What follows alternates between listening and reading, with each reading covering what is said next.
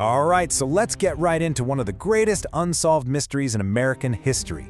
It's the night before Thanksgiving 1971, and a man does something that will launch him straight into folklore. He hijacks a plane, gets a huge ransom, and then just disappears. This is the incredible story of D.B. Cooper. I mean, just try to wrap your head around the sheer audacity of it. He jumps from the back of a Boeing 727 in the middle of a storm at 10,000 feet with $200,000 strapped to him. And from that moment on, poof, it's like he was never there. And that's really what makes this case so totally captivating. It's not just a mystery, it is literally the only commercial skyjacking in American history that remains unsolved. For decades, it's been called the perfect crime. But was it? To really get the legend, you first have to understand the crime itself, because the way he pulled this off was so detailed, so well planned, and yet it was also full of these weird, almost amateurish mistakes. You know, the whole thing unfolded with this calm, almost chilling precision. You've got this quiet guy in a business suit who just passes a note to the flight attendant saying he has a bomb.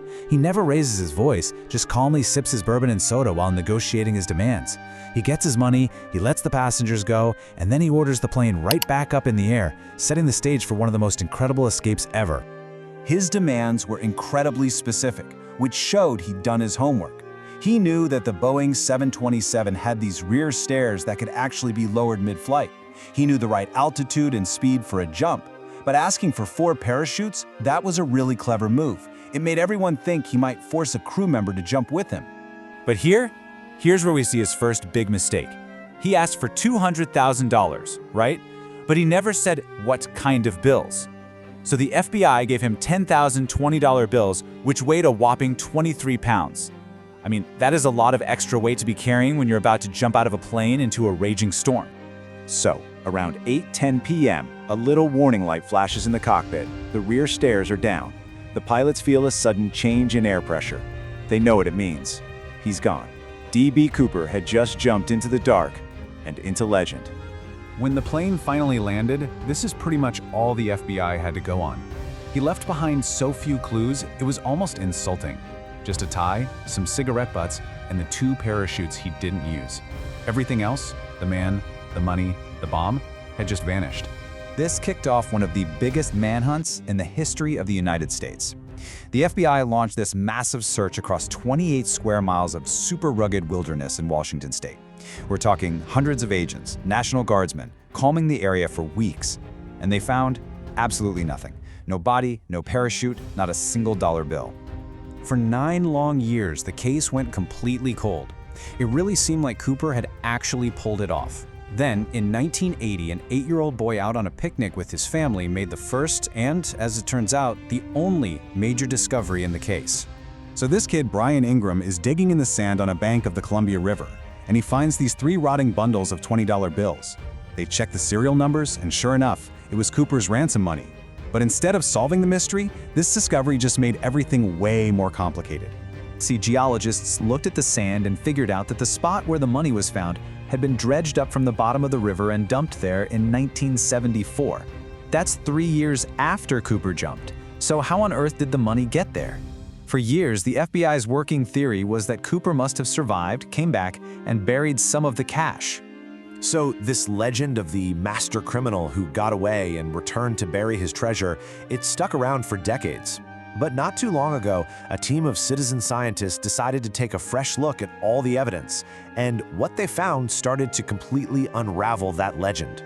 When you put the legend up against the actual evidence, they just don't match up. The legend paints this picture of a brilliant folk hero, but the facts, they suggest something else entirely. A real expert would have asked for lighter bills. A real expert would never jump at night into a freezing storm wearing just a suit. And most importantly, they would have chosen a way better parachute. So he was given 2 main parachutes to choose from. One was a modern, steerable sport parachute. The other was this old, clunky military parachute called an NB-8. He chose the military one.